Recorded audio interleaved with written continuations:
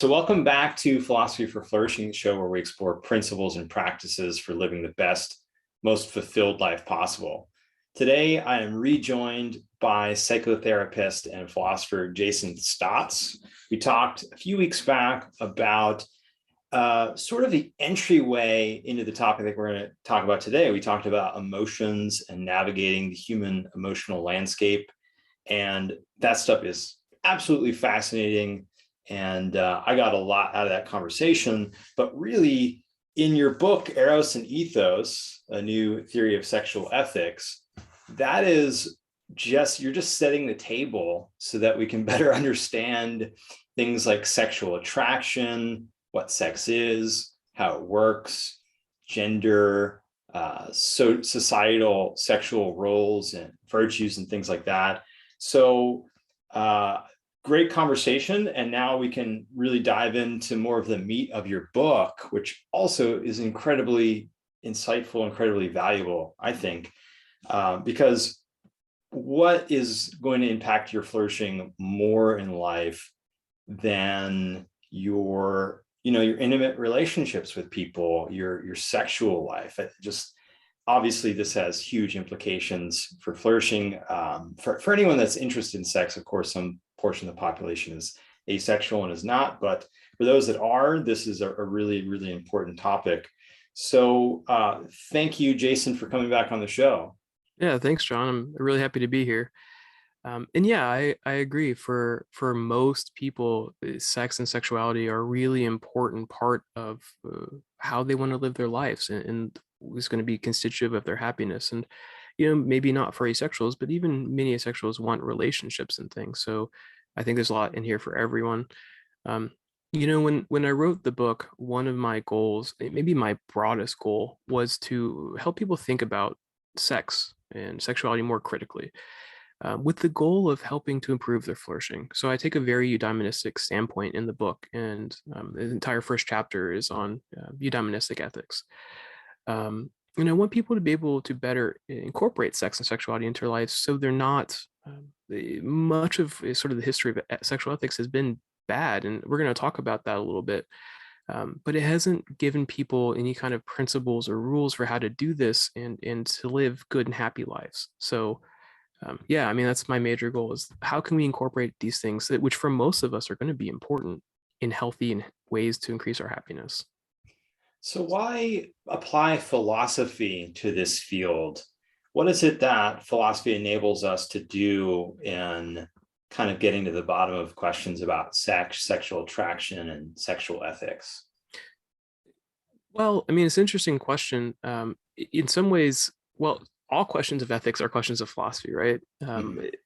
Philosophy has sort of, many people mark out five major branches, one of which is ethics.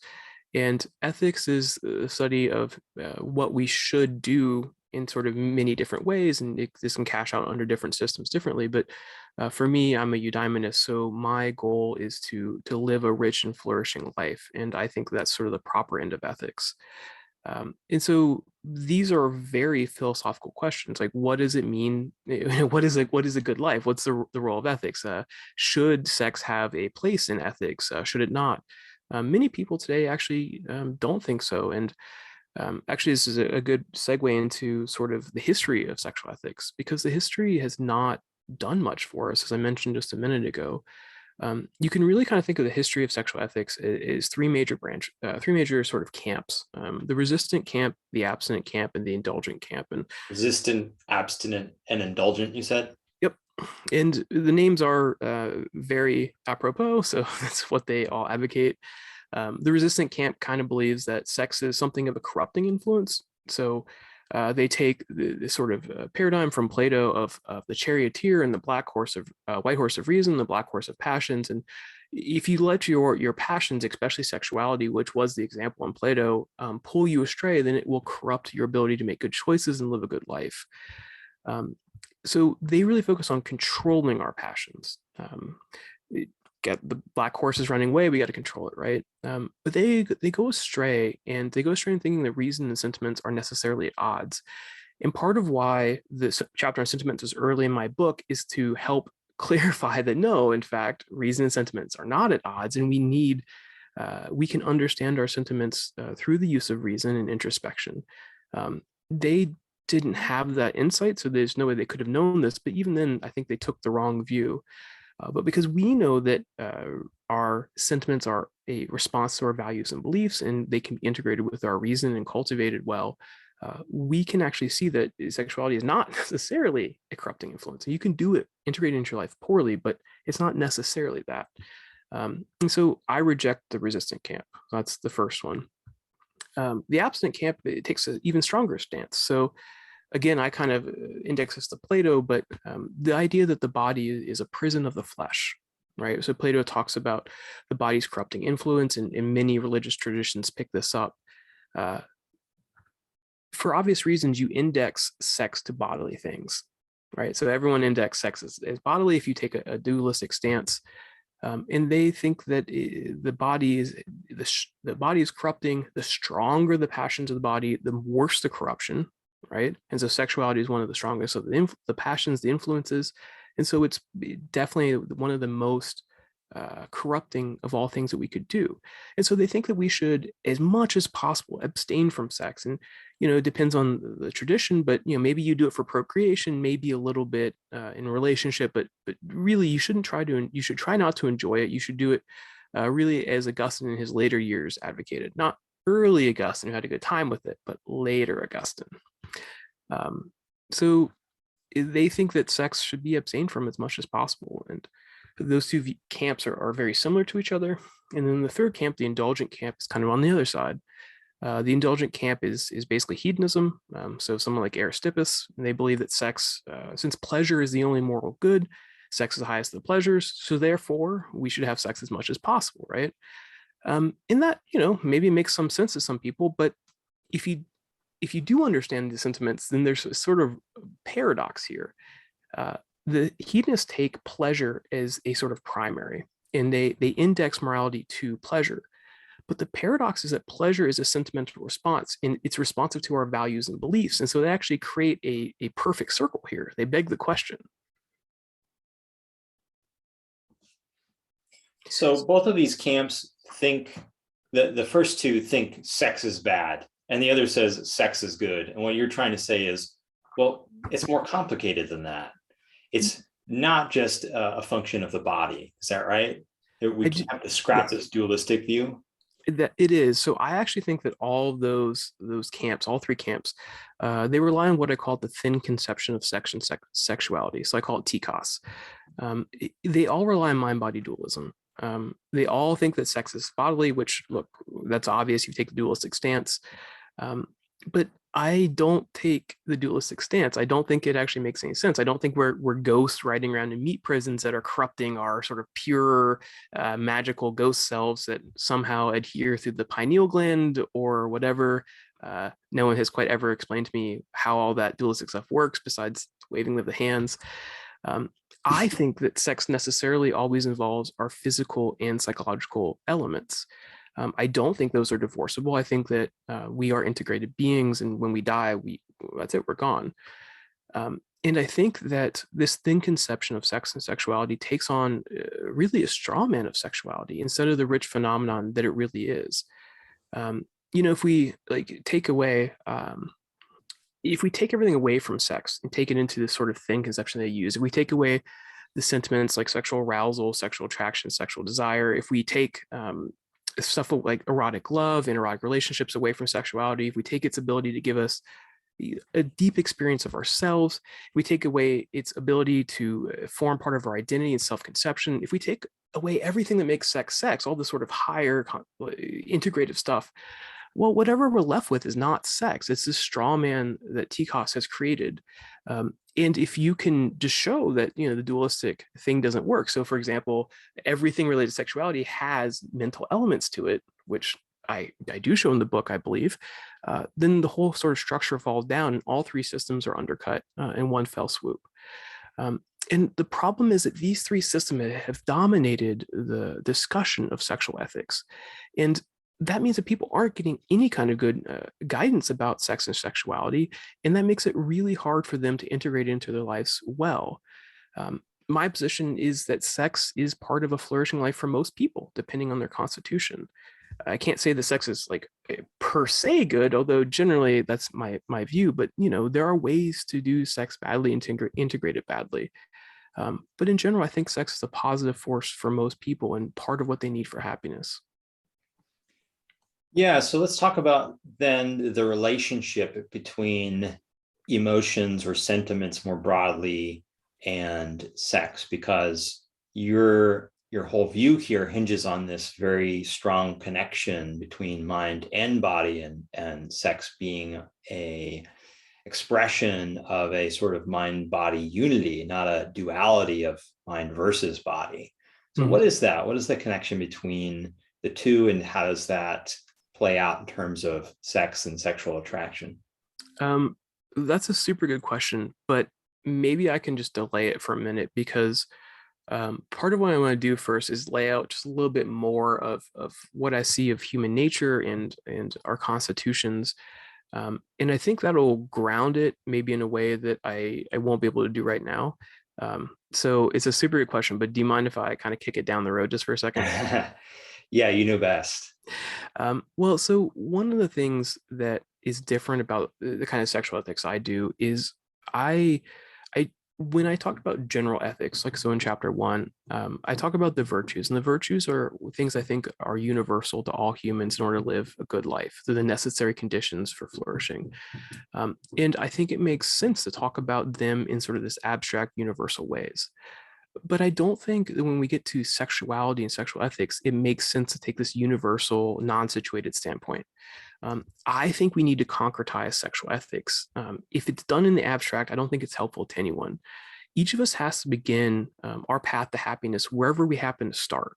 And our constitution is a major part of our starting place. We are particulars. We are particular people with particular constitutions.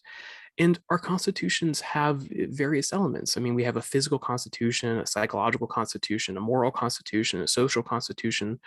Um, and I'm going to go over this just a little bit, but these factors really matter when we start to think about what should a person do, how should they live their life, how should they integrate sexual ethics, because if we're insensitive to the constitution, I don't think we're going to be able to give an adequate answer to that. um, so in terms of things like physical constitution, relative size, general sort of aesthetics, the sensitivity of someone's genitals, some people have more or less sensitive genitals, overall sex drive, overall health and function, right? So healthy people are going to be, ceteris paribus, more inclined to engage in sexuality than someone who has like maybe chronic pain or chronic illness. Um, so the physical constitution is one element. The psychological constitution is very important. I'm not going to be able to go in sort of like all the really critical stuff here, but I want to at least provide a gloss on it. And this is in my book, so anyone who wants to like really drill down into it can. One critical element of the psychological constitution is what I call the erotic framework. And in the way sentiments generally work, I talked about the evaluative framework. And this is our integrated values and beliefs that drive our sentiments more broadly. The erotic framework is a companion to this, but it's the set of specifically sexual values and beliefs that underlie what we find arousing, sexually permissible, our sexual ideals, etc. It functions much like the evaluative framework that we talked about a couple of weeks ago. Um, Sexuality starts for humans without really much of a form or structure. So children and adolescents, they have sexual feelings. I mean, we have MRIs and sonograms of infants masturbating in the womb. People, yeah, you can actually Google it. The sexual reward circuitry is sort of early in the brain structure, and everyone has sexual pleasure or pleasure from genital stimulation. In children and adolescents, they have a desire, but they don't really know what. And it's not like an adult desire, but they have some latent sexual desires. They need to learn what's going to satisfy this, what's going to excite them. And that's part of adolescence, right? Part of adolescence is learning this, learning what kind of people maybe to do it with or how to do it with yourself, etc. Um, the the erotic framework is comprised of such things as our sexual experiences, like maybe early sexual experiences, not always that are with other people. So for example, if your parents catch you as a 5-year-old masturbating and they really shame you for it, that might go into the erotic framework. Um, it's not just the sexual experiences we have, but the ways that we internalize these. So a parent catches you masturbating, for example, and you internalize the belief that sex is dirty, is going to have a different, and they're really critical, is going to have a really different impact than the parents catch you like, listen, that there's nothing wrong with that, but go do it in your room, right? Those are going to have really different impacts in the erotic framework. Other stuff in the framework is the sexual beliefs from our culture, the zeitgeist, maybe our sort of subculture or family group. But we all go through this process, especially when we're young, of sexual exploration and discovery that culminates in the creation of the erotic framework. Like all these things come together and start to create what we think of as our sexual proclivities, desires, our kinks, etc.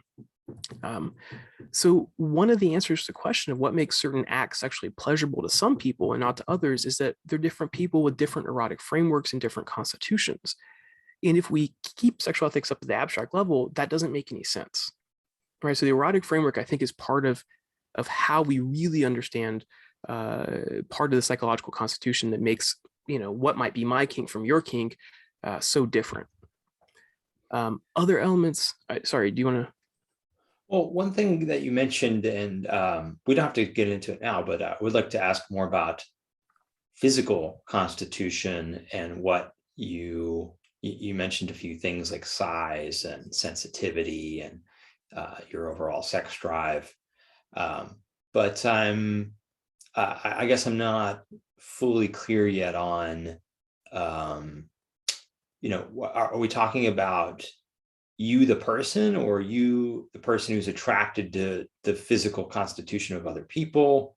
At this point, I'm really talking about sort of the moral agent in question's constitutions in terms of like understanding how to integrate sex, but other people's constitutions are obviously going to factor into what we're attracted to and how compatible we are with other people. So in some ways, I'm talking about both. Okay. And even just something like some people like nipple stimulation, some people don't, male or female.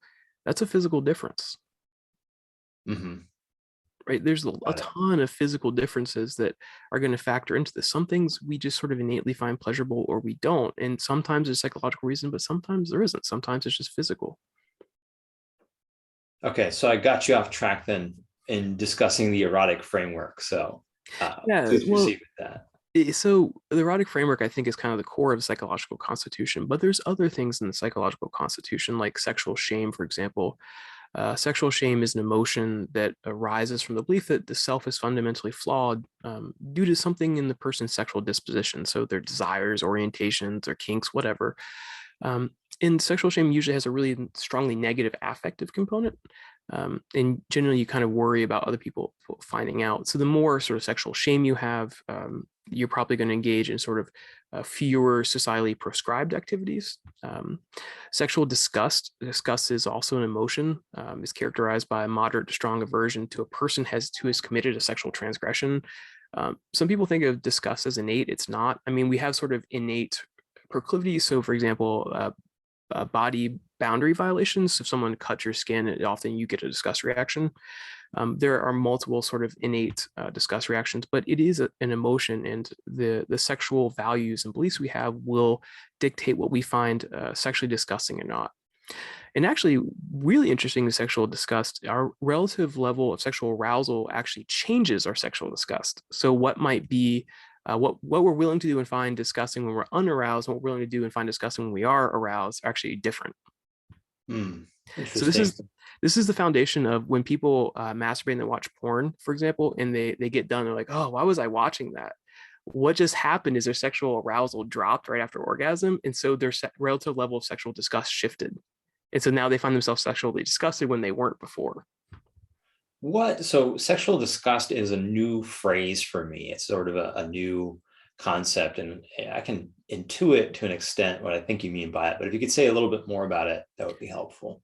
Sure. So so incest, for example, many people find incest to be sexually disgusting. But there's been experiments where I think Jonathan Haidt did one of them where he controlled basically for all variables. Like, and he asked people questions like, would you find it disgusting if two siblings wanted to have sex and it was impossible for them to get pregnant, and no one would ever find out? Would that be disgusting to you? And people are like, yes. And he'd be like, well, but what's your reason against incest? And like, well, there could be children that, maybe had birth defects. And he's like, well, but what if they can't? What if they can't procreate? And so he tries to remove every objection that people could do.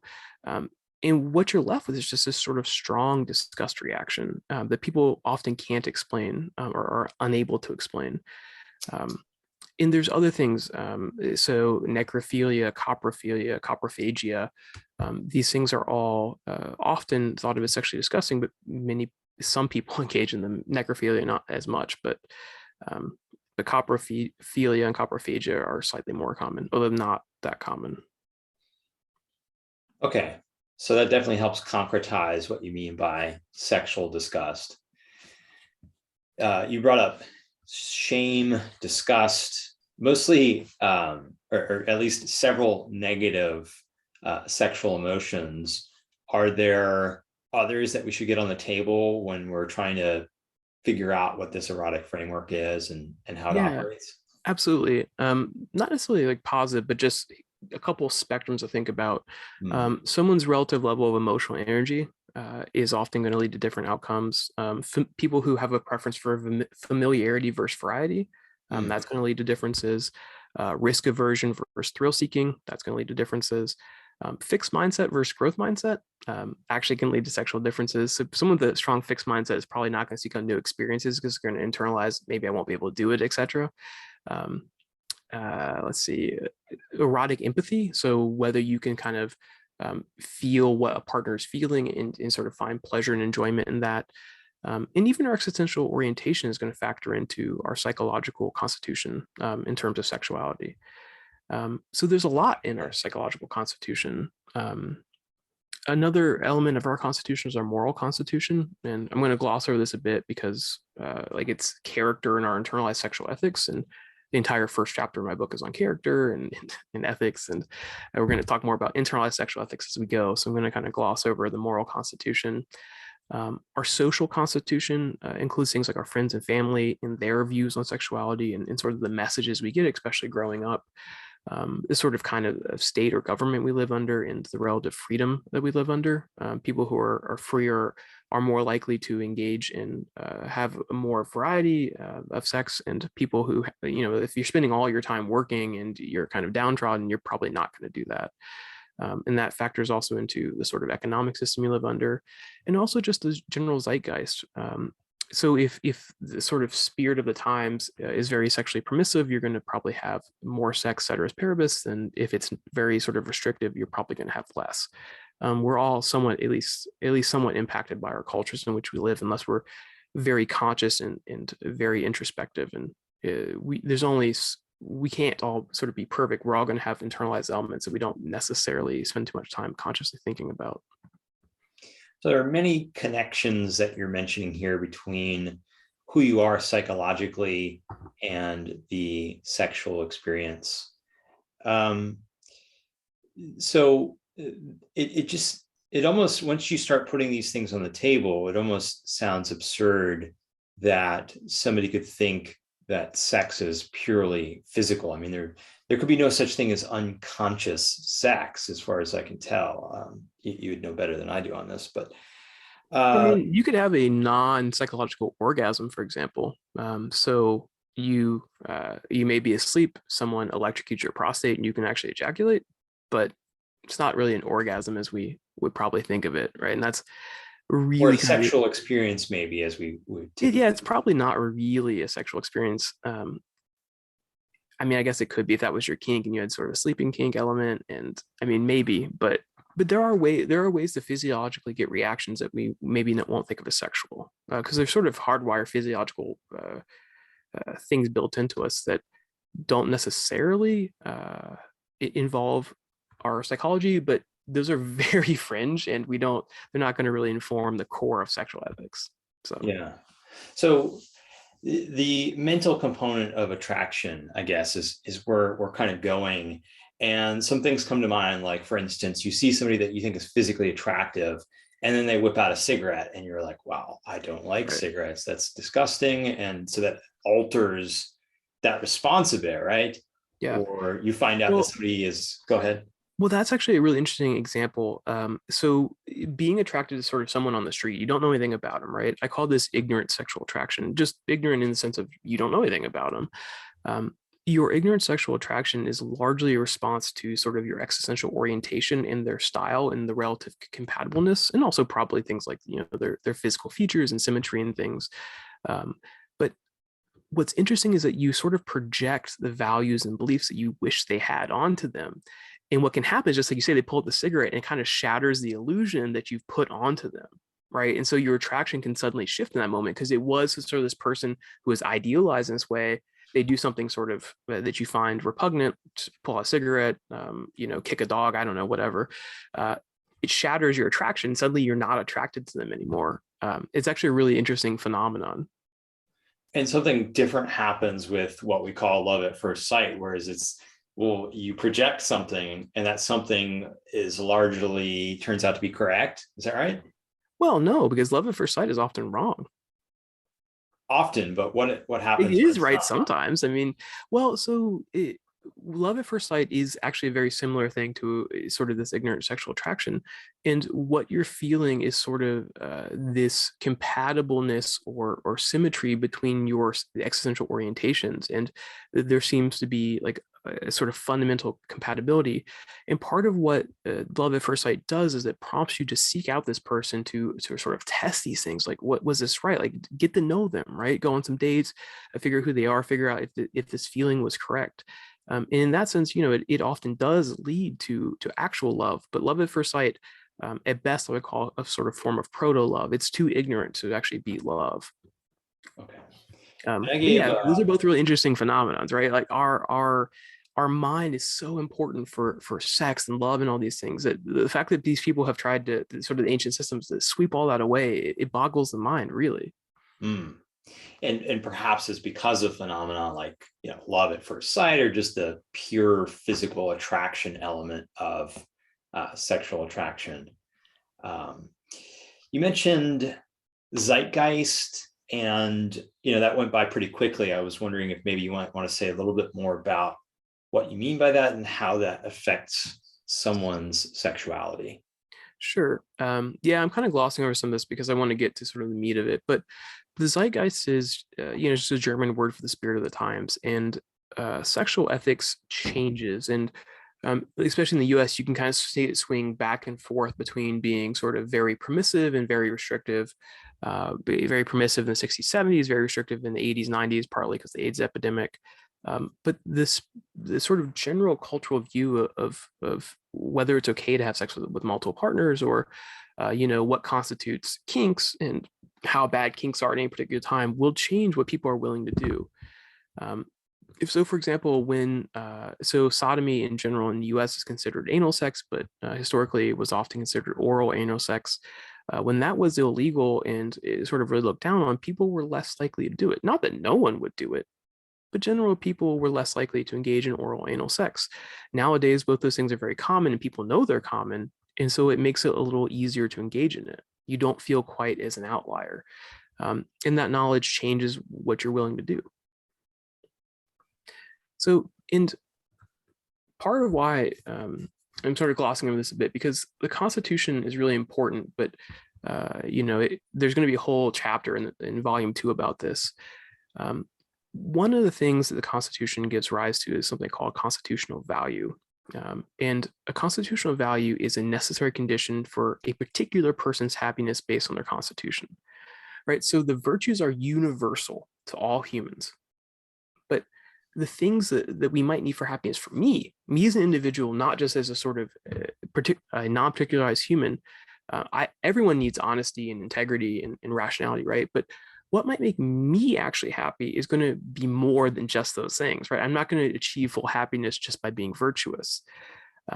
And our identity, the particular person we are, it arises out of our constitutions and their constitutional interplays. So let me concretize that in sort of two different ways in relation to sex. So let's talk about kinks. So kinks are things that basically aren't penis and vagina intercourse or oral and anal. They're sort of things besides that, but not strictly speaking fetishes. So fetishes, strictly speaking, are a little bit farther where you need these things to orgasm. Kinks are just kind of, you're outside this beaten path. The thing is kinked. It's a literal metaphor, right? So people with kinky people tend to have higher sex drives. They tend to have more of a preference for variety. They tend to be at least somewhat cognitively flexible to consider sex outside the mainstream. They have to be willing and able to go against societal norms, at least to the extent of their kink. And many kinks actually have their origin in eroticized transgression of social norms. So often you have to kind of start with certain bad social norms and eroticize the transgression. Or eroticize Mile things High like, Club comes to mind. yeah, right. So some things actually are fun and kinky because they're transgressive. Um, so yeah, in things like cuckolding, for example, cuckolding, one of the things that some people are just sort of naturally inclined that way, but some people eroticize it's a very transgressive act, and they eroticize that, and that's actually drives a lot of their enjoyment of it. So kinky people are going to have constitutions more on this side, right? People who have, I'm sorry, small sex drive. I knocked over my microphone. Lower sex drive, little to no preference for variety, they're probably not going to be kinky, right? So we can actually start to think about these people's constitutions and what's probable, what's likely. Another example, so polysexual people are people who are constitutionally capable of having multiple sexual partners in the same time period, and they desire this. So people Polysexual, you said, are? yeah, yep. So it's my term. But people who are polyamorous, people who are just have open relationships, swingers, etc. These people engage in polysexual lifestyles. So if we think about their constitutions in general, they're going to have higher sex drives, lower sexual shame or eroticized sexual shame, fairly high emotional energy, probably higher thrill seeking, higher preference for variety, cognitive flexibility to choose against cultural norms again, because very much monogamy is the sort of cultural norm in most cultures. Erotic empathy, or what they call compersion, which is our ability to really enjoy our partner's sexual response. They'll have generally internalized sexual ethics that accommodates a polysexual lifestyle.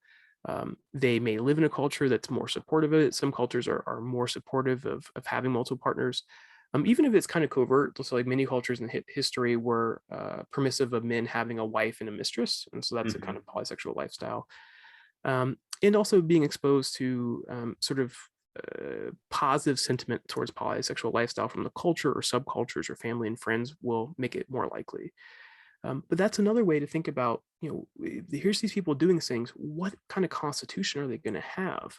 Right. And if they have this kind of constitution, they may need to integrate sex into their life in a different way than people with a different constitution. And so the sort of reparticularizing of sexual ethics, I think, is key to understanding how these people are going to integrate these things into their life successfully.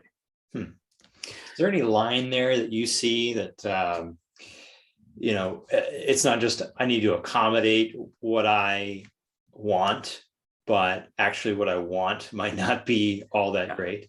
No, there's definitely, you can do evil with sexuality, and people may even have constitutions that lead them that way. And the book doesn't really delve into it too much, although it does. And anything, so one of the things I talk about is any constitutional value that conflicts with a universal value in the virtues, we're going to want to change those, right? So we're going to need to cultivate those things out. So, for example, someone who is engaging in just maybe serial monogamy, they're not even really truly being polysexual, but they've closed themselves off from intimacy. I'm sorry, you said serial monogamy, like one after another after another. Yeah, and maybe they'll have like a couple like really short relationships or some one night stands.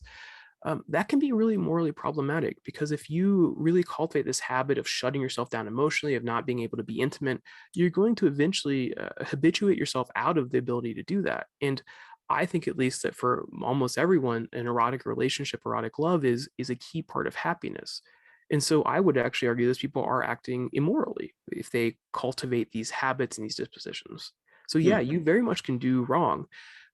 Some people have, attractions to minors, to children, those people should not actualize those. It's not moral to do that. And they should try to cultivate different habits. And this is a very complicated question, so let's leave it aside. But yeah, 100% you can have natural proclivities that you should work to get rid of and that aren't going to ever be able to be integrated into a happy life. What about the polysexual people in your example here? It depends on how they're doing it, right? So the standard always is the eudaimonic standard. It's, can someone live a rich and happy life doing these things? And that's going to ultimately inform the judgment, right? And so the question is, can they do it? And someone, let's say, that has like a super high need for variety and really high sex drive, maybe their partner with someone who has a low need for variety, low sex drive, but they, the relationship's really otherwise perfect. Maybe they have kids together and they don't want to separate. They may need to open the relationship for one person in order really to have both people have their needs met, to have one person not be put upon all the time. That may be an option that is perhaps the best option in that situation. Interesting. In real life, these situations can be messy. We can talk about, like in an abstract philosophical context, what would be the best option? But in real life, you have kids together, you have a life, it's happy, you have a home that you really love each other, but the sex isn't there. Like, so we might need to make it work. And that's still compatible with living a good life. Real world's a little messier than sometimes abstract philosophy is. You think?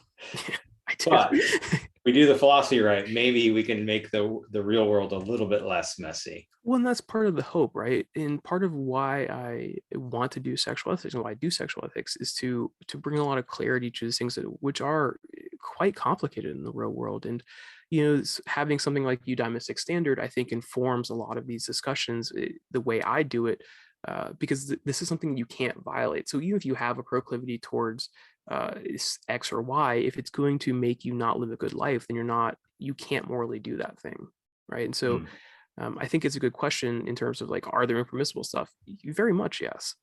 Even I don't think there's anything that when we talk about like the realm of fantasy, I don't think there's anything that would constitute an immoral fantasy unless it habituates you to action that would be immoral in the real world.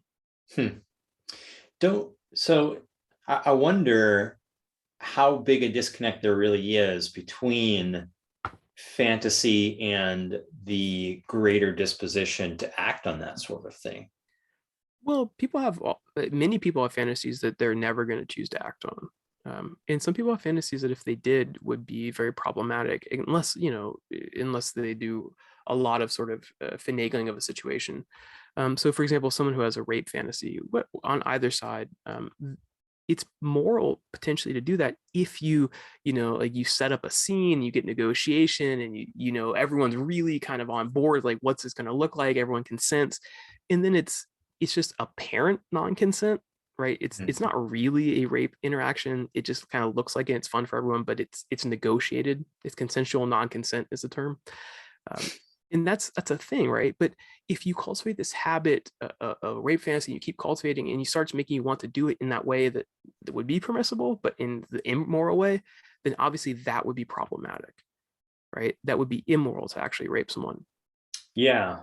Well, when you say that a fantasy that causes you to have a greater disposition to act, maybe there are actions that you'll just never take. And so even if you've cultivated a disposition toward taking them, you still won't, because you have some sort of hard line between the disposition and the acting on it. But it seems like in general, a fantasy would dispose you toward action, even if you decide I'm never going to do that. I don't necessarily think so. I mean, doing sex therapy, I work with a ton of people, and a lot of people have fantasies that they never intend to do, never actually desire to do it in the real world, and that's normal. So I don't necessarily think that just because you have a fantasy for X, you're ever going to do X, or even necessarily feel like you should do X. Some fantasies are just fantasies. So we've been talking, go ahead. Well, yeah, but so maybe let's get back to the constitutions for a second, because sort of sum this up so we can start thinking more about like sex and what that is. I think sex is a constitutional value for most of us, maybe besides asexual people. Constitutional values are what we need to be happy based on our constitutions. And this is a particularized way of thinking about sexuality and sexual ethics that's sensitive to real individuals in the real world. if most of us have sex and sexuality as a constitutional value, and I think that we do, and that means we need it to be happy, then we really need to have a robust sexual ethic in order to support this and help guide people to live good lives. And so that's kind of the foundation of why do we need sexual ethics at all? Well, most of us think sex should be part of our lives. And if that's true, then we're going to need moral guidance, right? So that's kind of the answer to, I think earlier on you asked me a question of like, why sexual ethics? Here's the answer. Mhm. So you said a second ago, to figure out what sex is, and that struck me as interesting because I think most people just take it for granted that they know what sex is. So are we all mistaken, or what's going on there? Well, I don't know if we're mistaken, but I think it's harder to define than you might think. And maybe Bill Clinton was right. That's kind of a complicated question, but less in a motivated reasoning kind of way. Let me sort of, why am I saying this? Are we going to include things like oral sex, anal sex, hand jobs? Are those sex? I mean, oral sex's last name is sex. Does that make it sex? I don't know. What about using a cigar as a dildo, to bring it back to Bill Clinton? I don't know. It's complicated. Historically, sex was defined for us, for humans, as it was for all other mammals. Taking a penis, thrusting it into a vagina until ejaculation for the sake of reproduction. So let's call that the paradigmatic case, right? Penis and vagina for reproduction. That's the paradigm of sex in our species. This is very much based in the biology of lower animals and a sort of unitary function argument that sex is only for reproduction, right? So for lower animals, it is. And many people have tried to make that true of humans as well. Like the Catholics, for example. The waning Catholic Church in 1992 changed their stance. So they used to have this sort of unitary function that's the only function of sex was reproduction. They changed it in Catechism 2351, and they allowed the unitive function of sex. It could just bring a couple closer together. Historically, they didn't think that was a moral function of sex. And historically, the Catholic Church had to introduce all sorts of exceptions. So if reproduction is the function of sex in order to do it morally, what happens if you have two 65-year-olds who've been married for 30 years? Can they morally have sex together? No. So you have to do all these mental backflips under the Catholic doctrine. But That's not too surprising. no. Part of what makes us different than other mammals, other lower animals, is we have the ability to make choice. We can choose, and we can choose the ends that we want for sex. So this makes sex look different for us pretty quickly. Here's an interesting fact, and this is going to blow your mind. You ready? It turns out that most people have sex for pleasure nearly all the time. Yeah. Wow. Mind blown. Well, so let's compare this to some other animals real quick, okay? Chimps have sex for 7 seconds. There's 7 seconds between penetration and ejaculation. Ooh, that's a crappy sex life. Bonobos, 15 seconds. Penis goes in, 15 seconds later, ejaculation on average. Now, humans, our average time from introduction of the penis to ejaculation is 5.4 minutes. That is unnecessarily long for reproduction. In fact, it's dangerously long. That's a long time where you're not looking for predators or someone coming out to club you in the back of the head. That's a dangerously long time. In fact, premature ejaculators are more on par with our ancestors than we are. Anyone who's having sex for 5 minutes or more, that's a dangerous waste of resources historically. Well, I'm glad the world is not what it used to be. Agreed, man. Humans don't have mating seasons. When's the human mating season? Yeah, 365 days a year, I guess. Yeah, we don't have that. Human females have hidden estrus. Estrus is when they're able to procreate for ovulation. Most other mammals will only have sex during estrus. So dogs, for example, a female dog will only stand for sex during estrus. Otherwise, they will fight to prevent that from happening. Human females, nope, they can have sex whenever. Doesn't matter if they're ovulating or not. In fact, they can have sex on their periods, and many people enjoy that. Humans have a live birth rate of less than 1 in 1,000 sex acts. If sexuality is for reproduction in humans, it is inefficient to the point of absurdity. Well, I think we stifle it and make it more inefficient on purpose as well. And agreed, but this kind of points to that sex for us is different than sex for other animals. Mm-hmm. Some humans, again, mind-blowing, use their mouths on other people's genitals. Weird. They fondle breasts, they penetrate anuses. I mean, that is so unanimal-like. Hmm. The breast is not a sexual organ for most other animals. Interesting. To say that humans, that sex is animalistic, I think is radically false. Animals do it for reproduction, the other animals. We do it for pleasure. Sex for pleasure is distinctly human. Well, us and like dolphins and bonobos, they do Yeah. some sex for pleasure, but higher animals, and really it's radically different for us and for them still. And partly I argue that it's choice, our ability to choose the ends of sex, that makes that so different for us. We can choose the ends we want for sex and how to incorporate it in our lives. And there are many, many ends we can choose. There's good ends like pleasure, potentially reproduction, bonding, reducing stress. But there's also bad ends, intimidation, control, betrayal. Those things I think are evil, but they are ends that we could put upon sex. Very interesting. So we choose the ends that we are after with sex. You said a minute ago that we often mostly have sex for pleasure. Yeah, most of us, most of the time. The other ends that you mentioned, like stress reduction, maybe that's the chosen end, but how do you actually reduce the stress? It's through the pleasure, right? Sure. And also, there's a ton of neurochemical changes that happen during sexuality. Um, so there's even an antihistamine element of an orgasm. So there are many, many things that happen with orgasm, even besides the things we're consciously aiming at. So men, for example, secrete prolactin, which is a hormone that makes men tired right after orgasm. So most men get tired after orgasm because this neurotransmitter called prolactin. It's actually the same transmitter. If it's in the body, we call neurotransmitters hormones in the body that simulates milk production. That's why it's called prolactin. Mm. The same chemical in the brain is a neurotransmitter, in the body is a hormone, and they do different things. So can you have too much sex? And one of the reasons this question comes to mind is because, I've heard of athletes, for instance, not wanting to have sex like the day before a big game, something like that. Sure, Perhaps although that's actually based on a myth. There's this myth that we have a certain amount of orgasmic potential, and this sort of vital energy can be used up through orgasm and ejaculation, and that's actually not true. That's an outdated way of thinking of sex and sexuality. Is there anything softening, though, about the release of prolactin? You mentioned getting tired. Perhaps there's something that is a little Sure, I bit mean, longer term. they probably shouldn't orgasm 5 minutes for a game, but the night before is going to have zero impact on how they can perform. Interesting.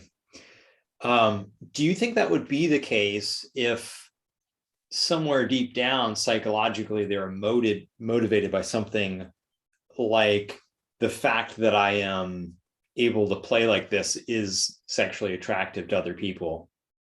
It could be, and so here's another factor. There's something in psychology called expectancies, and often the things that we expect to happen are going to happen. So, for example, with ethanol is a substance that many humans ingest, and it is the same no matter what form you get it in. So, tequila, whiskey, ethanol is the same psychoactive ingredient. But we have cultural expectations that those two kinds of alcohol will do different things, and so they do. And in different cultures where the cultural expectations they do something different, they do something different. Interesting. So someone might have an expectancy that sex drains them, and so they feel drained, but it's not actually, it's because of their psychology, not their physiology. There is the momentary draining, the release of prolactin, the feeling tired. That is physiological. What you're saying is, but that only lasts for, like you're only tired for a couple minutes, right? It's not like, so don't orgasm 5 minutes before the big game, but like the night before it's going to have zero impact. And in fact, it can reduce anxiety. So some people will orgasm for a stressful event to reduce the anxiety to perform better. Interesting. So then back to the question of too much sex. I've listened to other specialists say, like, don't have more than one orgasm a month. That would actually be medically dangerous. I'm not kidding. So there's studies that show that men need to have at least 3 to 5 orgasms per week in order to prevent. So the prostate is an organ and it's a muscle, and it can decondition. And if it gets too weak as men get older, it creates a condition called prostatitis. And prostatitis is the prostate, when sex is functioning well, should clamp up on the urethra right into the bladder to prevent urination during sexual arousal. And then it obviously is the sort of primary thing that in male orgasm, it swells up and then ejaculates things out, right? Prostatitis is when the prostate squeezes at inappropriate times or doesn't let go, and it makes it so men have to urinate all the time, especially as they get older. But when they go, nothing comes out, and it increases our male risk of prostate cancer.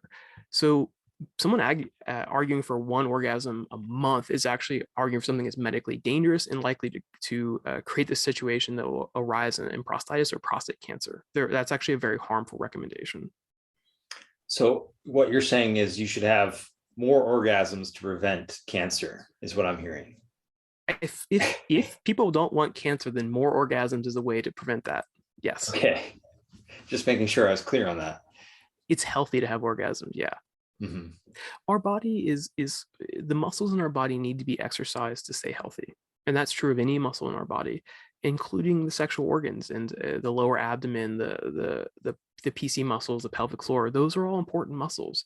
And orgasm exercises those muscles. And if we're not exercising, and we can get incontinence or cancer and all sorts of things because those muscles have become deconditioned. Just to push this one more question.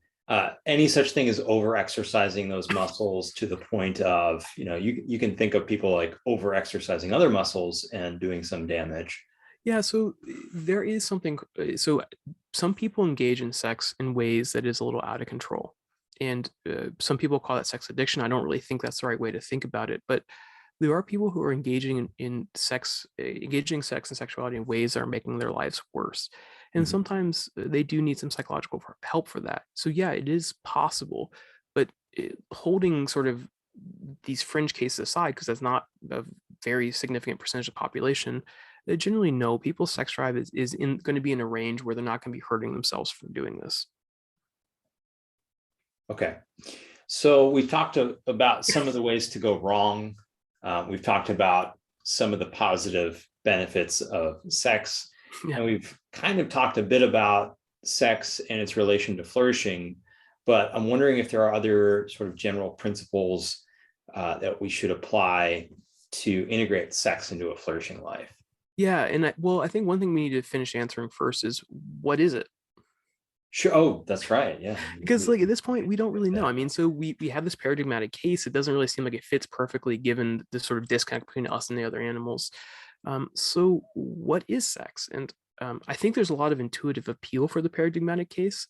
But because we get to choose ends for sexuality, and we rarely pick reproduction, given the live birth rate is less than 1 in 1,000, right? Statistically, we're not picking that. It's not that we don't ever do it for reproduction, but we usually do it for pleasure. And so I think the paradigmatic case needs to be about pleasure, not reproduction in our species. And I think most of us, include other things in sex, like oral sex, anal sex, fisting, masturbation. There's a giant list of things that we might think of as sex. And so I think part of what we need to do in our species is to abstract away the particular of these acts and focus on what's common to all of them. And I think what's common to all these acts is a very specific kind of pleasure, which is sexual pleasure, right? Everything involving another person, right? Probably, but what about, I think masturbation is probably sexual. It's sexual, but is it sex? Like, are you? Well, that's a good question, right? So by sexual pleasure, I think that's the kind of pleasure that arises from the sensitivity of the sexual organs and their inherently intimate nature. So sexual organs, I mean, penis, scrotum, testicles, vulva, vagina, clitoris, breast, nipples, anus, etc. Right? So there's kind of the sexual organs. There is a certain inherent intimacy of sexual touch. And I think that generally I agree with you that sort of maybe the paradigm of sex is interacting with sexual pleasure with another person in these ways. And I think that that's right. But I also think that, masturbation is sexual, right? Because it does aim at sexual pleasure. And I think sexual pleasure is a sentiment. Sexual pleasure is not necessarily inherent. So, for example, manipulating an unaroused clitoris is phenomenologically different than if the woman were aroused. A very skillful hand job when you want it versus when you don't are going to feel real different. Um, and think about rape. You can do the exact same actions, and if you have consent, it's a good time, and if you don't have consent, it's a bad time. It's not the actions, but more important things like consent and our psychological constitutions and things that really make sex what it is. I define sex as any consensual activity that causes or aims at sexual pleasure. So rape is not sex? No, I would say rape is not sex. For the same reason I say stabbing someone is not surgery. Well, in surgery, I mean, there's a clear Consent to be stabbed?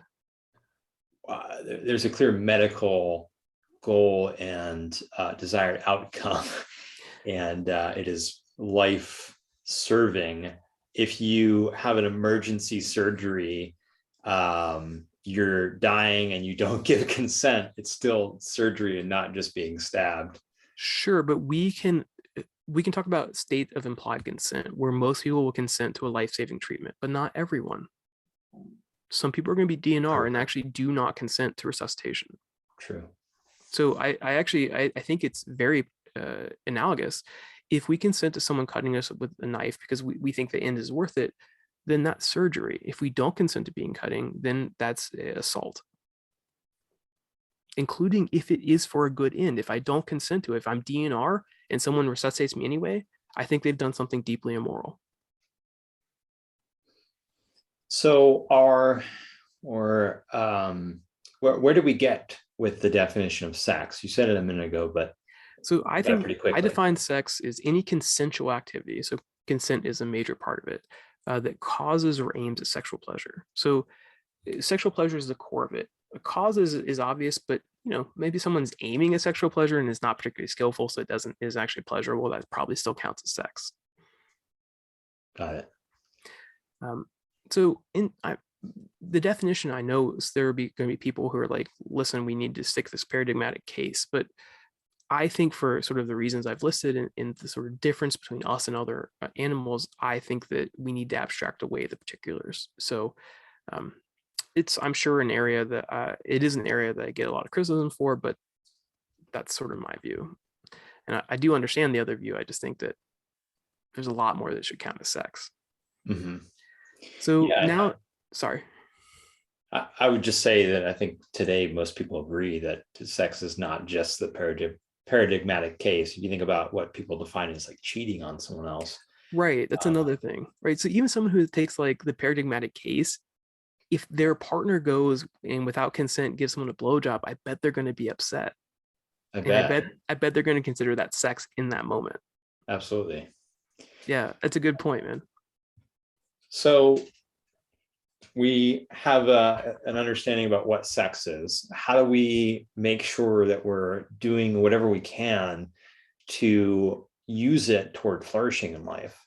Yeah, and that's kind of the ultimate rub, right? Like, so we understand these things, we understand what not to do. Okay, well, what do we do with that, right? Where do we go?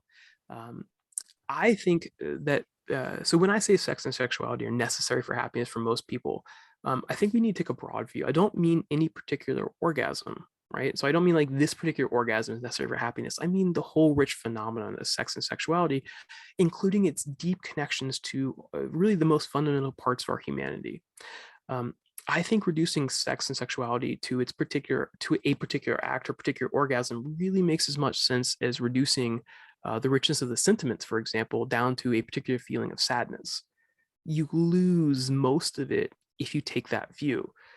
So, for example, you would lose the sentiment's ability to give us meaning in life if you reduce it down to this sadness, right? And I think the same is true for sex. So how do we integrate it? Keeping in mind that we're talking about this broader view, not a particular orgasm. Nothing wrong with particular orgasms, but we need a broader view for how to integrate into our lives. A good general guidance is sort of pick a good partner or good partners. Be authentic in your desires. So don't let your culture dictate your sexuality. Be a sexual individualist. So sexual individualism. And then I think there's kind of that phrase. Yeah, right. I think there's 5 key elements to really integrating sex and sexuality into your life well. Number one, identifying the ends you want for sex. Super important. Few people do this. Two, integrate it Let's practically. pause, if you don't mind, on just the Sure. ends portion of that, because, well, like, you could identify ends that maybe aren't the right ones. Is that right? Sure. Yeah. So I base all my sexual ethics in the eudaimonistic framework, and so it's all going to be sort of curtailed by what's going to lead to a rich and flourishing life. And so things that aren't going to lead that way are going to be prima facie out.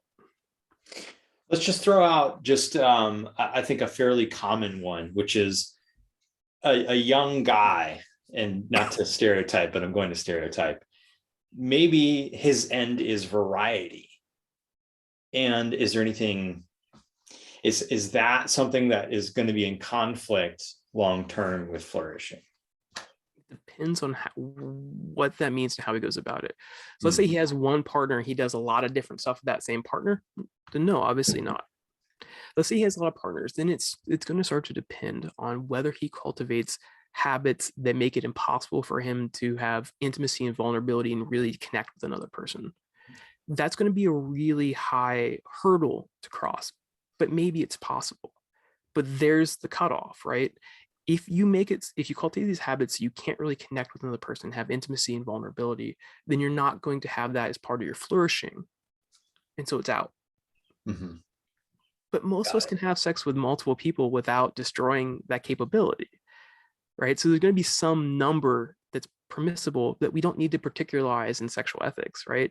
We give principles. Like this is what this sort of moral perils you need to watch for, the sort of the things that would lead you astray and destroy potentially your happiness. Don't do those things. Besides that, you should be fine. Yeah, there's no equation that you're going to be able to give No. that says this is the number, but there's a number, and if you know what the standard is, then you can apply that and figure it out for yourself. So the goal was number one, and then I cut you off. So you said, I Yes, think there were 5 things. there are 5, and then we'll go into sort of all 5 because I think these are really important. So number one is identifying the ends for sex. So we all need to sort of be more thoughtful about this one, I think. 2, practically integrate sex into your life in the right ways. I'm going to talk about what that means because it's really important. I'm going to talk about what all these mean. 3, cultivate the right dispositions towards sexuality. 4, learn about sexuality. And then 5, think about it in the right ways. And all of this is, again, going to be under the sort of eudaimonistic rubric where having a good character and sort of phronesis and these things are going to be important to actually living well. Phronesis, would you just, for those not Yeah, phronesis is this idea of practical reasoning. So being able to take general moral principles and particularize them to the actual actions of your life. So to be thoughtful about context, be thoughtful about, is this thing going to trend towards happiness? What kind of role is it going to have? Is it going to negatively impact me? All those kinds of things, right? Mm-hmm. So we talked a little bit about the ends, but to sort of maybe concretize a little more, choosing the right ends for sex, we need to think about, 1, our ultimate ends, and 2, our immediate ends. So ultimate ends are going to be things sort of overall over the course of our life and sexuality, and immediate ends maybe more like this sexual encounter or sort of much more proximate things. The ultimate end for sex is the larger role we want it to play in our life. It could be that we want to be part of our happiness, that we maybe use sex for keeping a partner, or that we're only going to have sex to make offspring. Those are all possible ends, and some are going to be better than others morally, I think.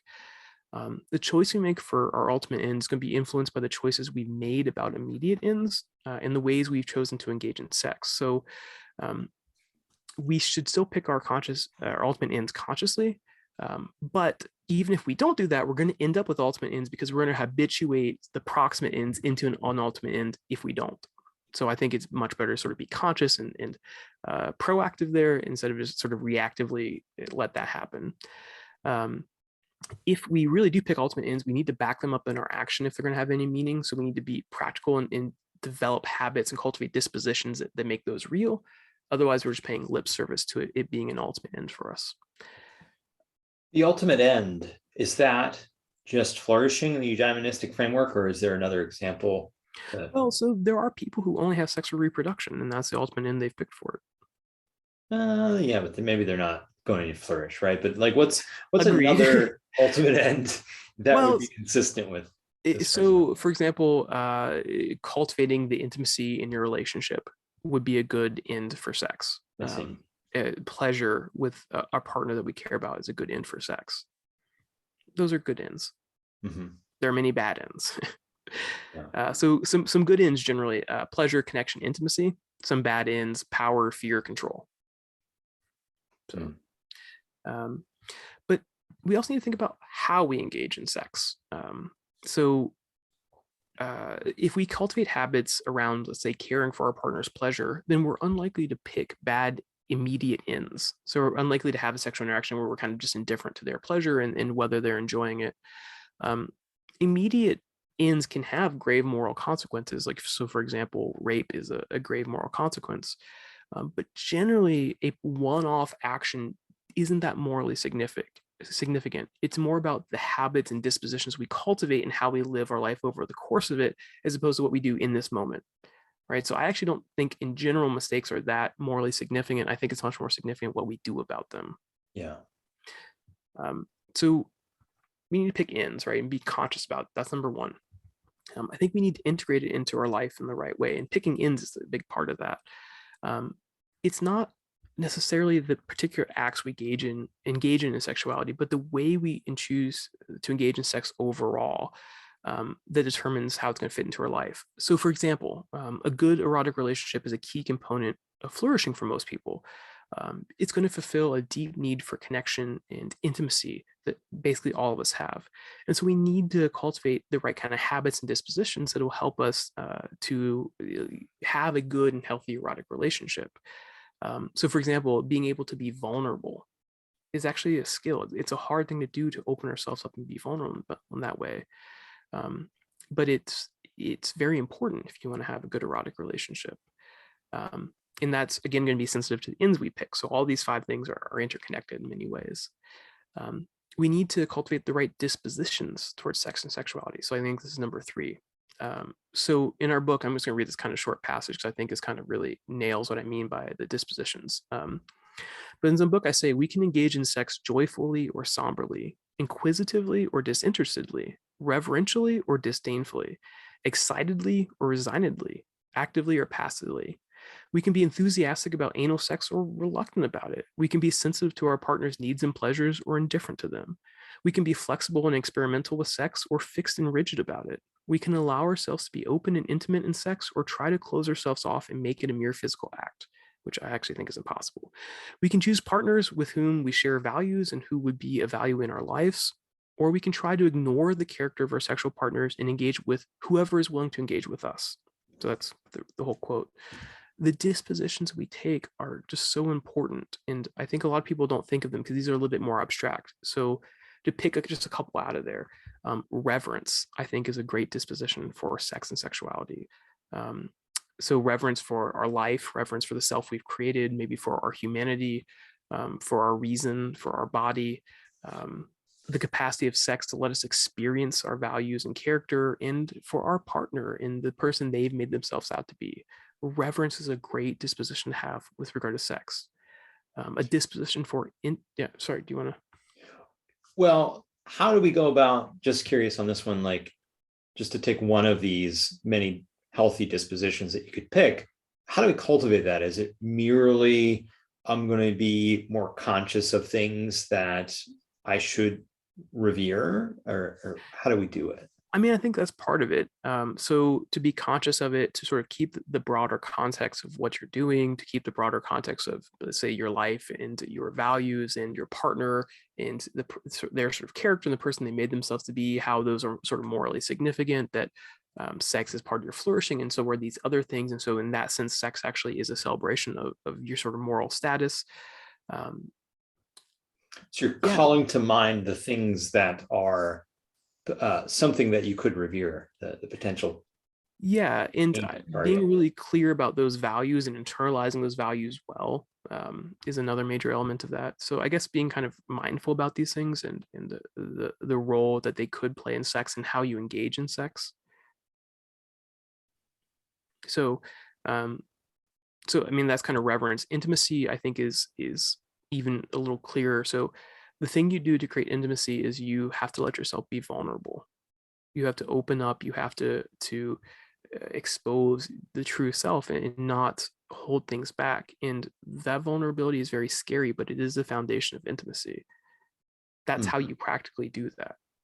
What sorts of things might people be holding back that maybe they're not even realizing that's what they're doing? So so many things. I mean, sex therapy is often that question, Uh, but many people have sexual shame or disgust around maybe some of their kinks.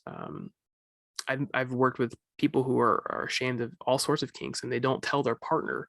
And then they're dissatisfied because they're not doing the thing they really want to be doing, but they're not doing because they've never talked to their partner about it. And they don't know, but they're not doing that because they're ashamed of it, because they think there's something wrong with it, because our culture has done a terrible job with sexual ethics. Um, that is a major thing. Maybe someone has some unresolved things in their past that they just haven't been willing to talk about. Like maybe they were assaulted or they've done something that they think is immoral, but maybe they've changed in sort of good ways, but they're not willing to disclose it. The more you keep back from your partner, especially, and this is like a long-term relationship, the more there's a gulf in intimacy, and a gulf in intimacy will eventually corrode and destroy it. So when I say don't hold anything back, I'm don't hold anything back as much as possible. got it. That's the disposition that we're cultivating. Yep. Other dispositions, sexual curiosity, willingness to explore. I think that it's important to have laissez-faire attitude with regards to others' non-harmful sexuality. So when other people have kink that you don't share, it's fine to say that's not my kink.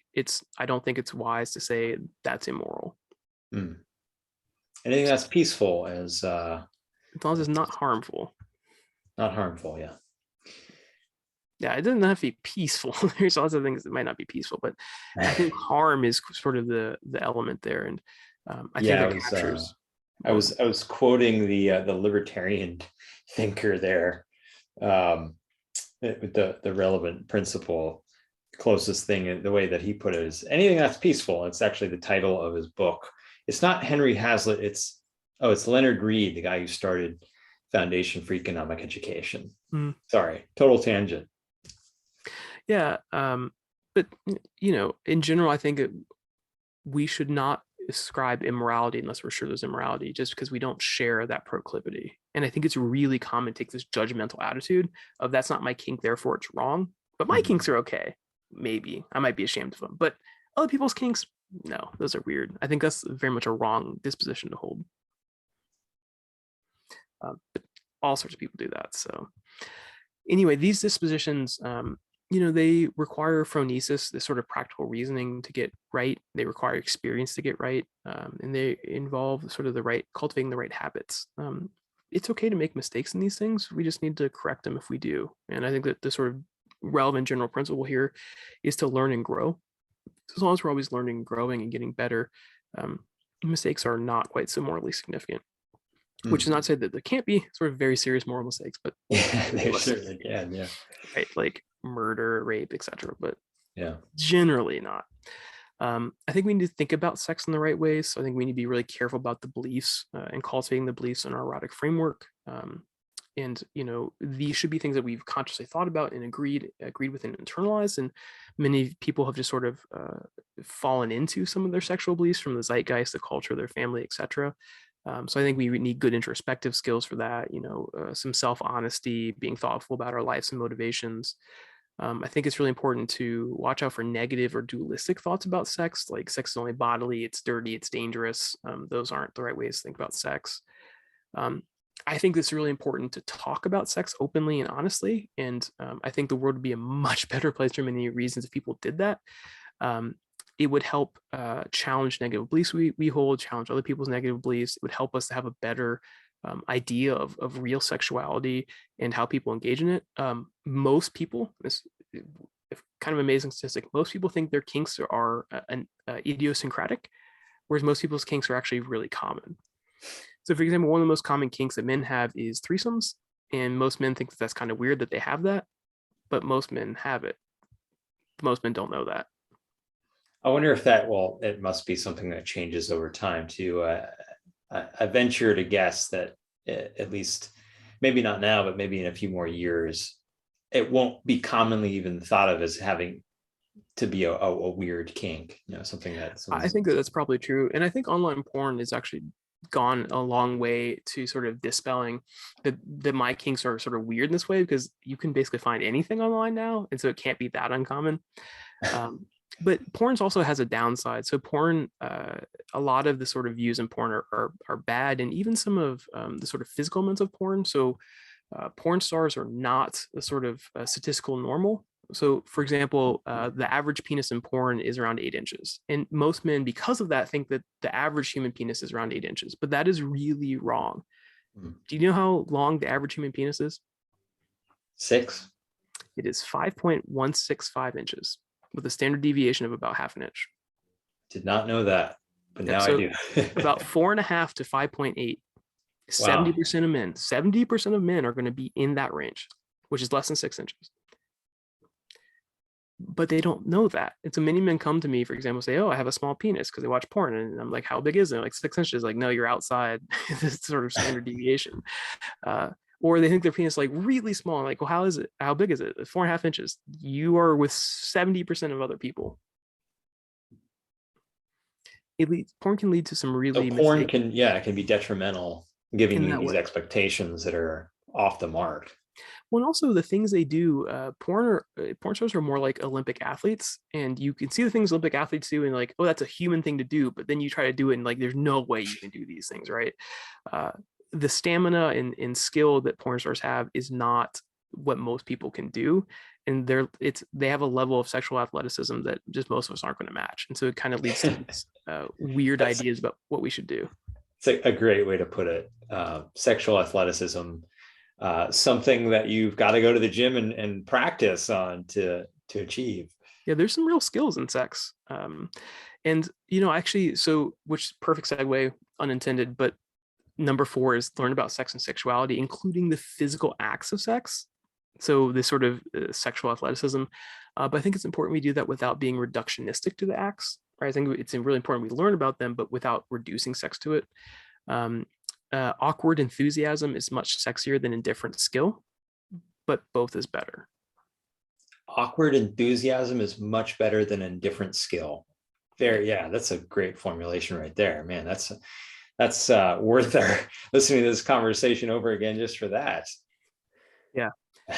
It's true though. I mean, I would rather, and I think basically everyone would rather have someone who's really enthusiastic about what they were doing, even if they weren't doing it particularly well, than someone who's just like completely indifferent, unless that's your kink, about what they were doing, even if they were doing it masterfully.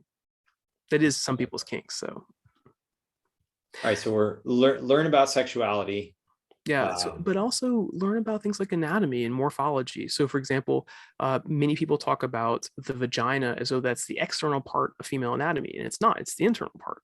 The vulva is the external part. Many men don't know where the clitoris is.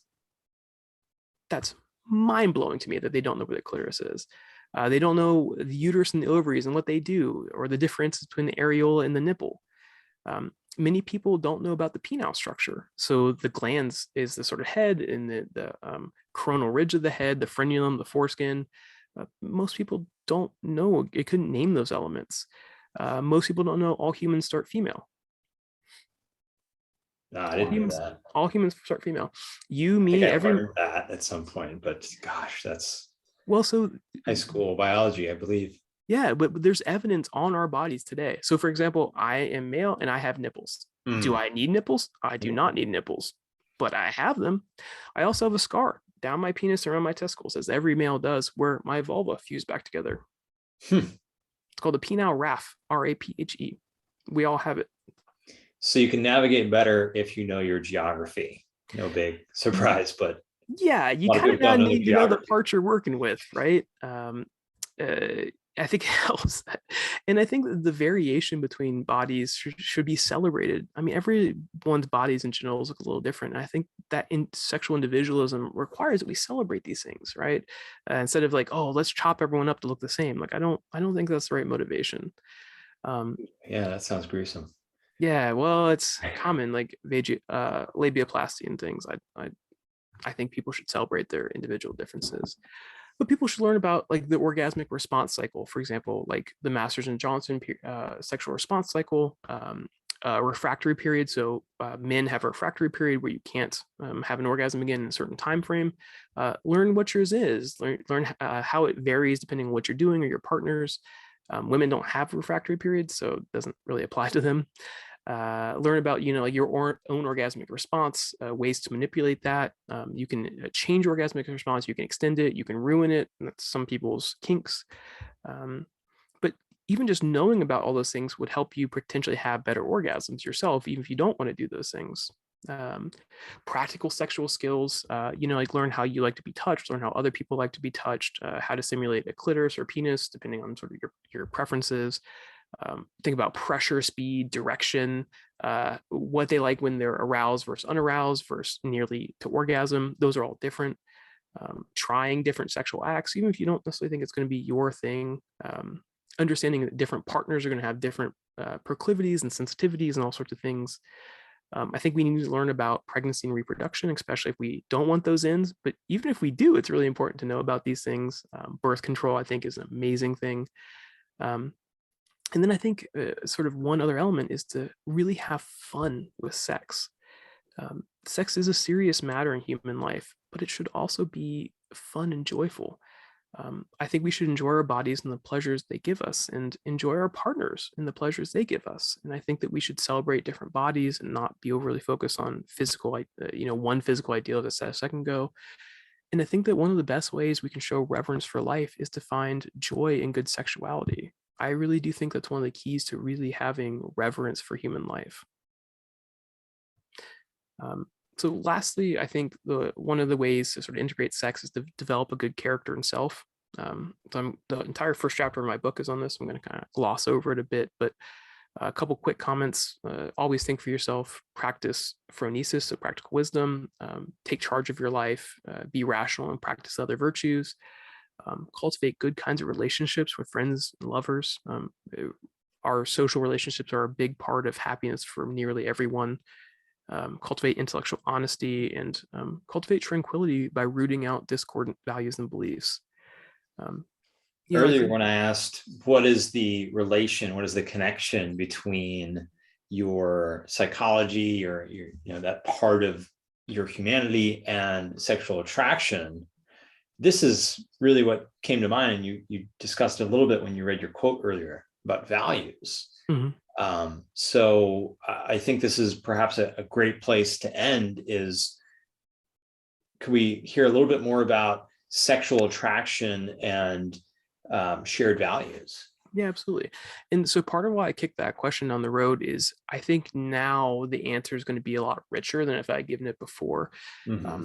Sexual attraction is a sentiment, and it's based on largely in our erotic framework. The things we're attracted to are the things, so the people rather that we're attracted to, they're going to have similar essential orientations and styles, and we're going to be attracted to people who meet our erotic framework. Some people's erotic framework is sort of overly particularized. So some people are attracted to traits like being blonde, for example, and that's part of their erotic framework. They're only attracted to blondes or a certain race. But in general, it's for most people, it's a little bit more abstract. But it really, sexual attraction is not this sort of animalistic thing like the dog going to heat and finally standing for sex. It's a rich experience that is about really who we are fundamentally as people and our constitutions, in the constitution and in of the person we're attracted to. It's so much richer than people give it credit for. And there's an entire section in my book about this. And we talked a little bit about ignorant sexual attraction earlier, explaining how that works. But fundamentally, all attraction is about our values and beliefs, especially our sexual ones. And we can cultivate that, so we can change who and what we're attracted to with careful cultivation. Now, it's tricky to change it, but it can be done. And sometimes you need a therapist for it, but it is possible. Brilliant. So the idea that I just like, 5'5" blondes and have no interest in any other type is pretty mistaken, right? I mean, sexual attraction is not just physical. But it can be for some people. And that's what's so interesting. And I think that's part of why we need to particularize this. There are people who are only attracted to certain types. Now, whether they're making a mistake in ruling out people who would be good partners, I think is an open question. And hint, I think the answer is yes. But people do that, right? And that's part of what makes, I think that's why we have to particularize sexual ethics. Yeah, you have to take in that person's own context, their own beliefs, their own goals in life. And I said early on, the path to happiness starts wherever you are. And some of that stuff's not necessarily in our control, or at least we can't easily change it. Well, this is such a worthy topic, and I know we could probably talk all day and then some about it. I definitely recommend to people that are interested in learning more. I got a lot out of this book, Eros and Ethos. Jason, thanks so much for writing it. I know you have several more volumes in the works. What can you tell us about those and just kind of keeping up with you and what you're doing in general? Yeah, so volume 2 is going to be, so volume 1 was kind of really laying out the sort of philosophical framework I would need to answer practical sexual questions. And the book wasn't originally going to be multiple volumes, but as it turns out, I needed a lot of theoretical framework to make this work. The book kind of ballooned and ballooned and ballooned until eventually I was like, no one's going to read a book this long. It's going to need to split it. Volume 1 is more theoretical. Volume 2 is more practical. The first chapter in volume 2 will be this chapter on constitutions and understanding, sort of particularizing it, and then going through lots of maybe different kinks and different kinds of relationships, and talking about one, exploring what these things are, and two, whether they're compatible sort of from a general standpoint of flourishing, and two, whether they could be compatible with any particular person. So maybe they're compatible with some kind of constitutions and not others. And so I hope to kind of answer that. And then there may be a third volume. The third volume kind of right now is going to be sort of really abstract philosophical things that came out of writing the first two. And I'm not sure I'll ever actually publish it, but there's a lot of really interesting stuff that sort of philosophical problems I needed to tackle in order to write volumes 1 and 2. And volume 3, if I publish it, will be some of those kind of interesting things that are very tangential to sexual ethics, but required to sort of make this happen. Interesting. Yeah. And so, I mean, maybe just as a sort of last comment, I think that sex is super important for most of us. And I think it is a profoundly moral act. And I mean that literally. It ties in like everything of what we are as people, the deepest parts of our humanity.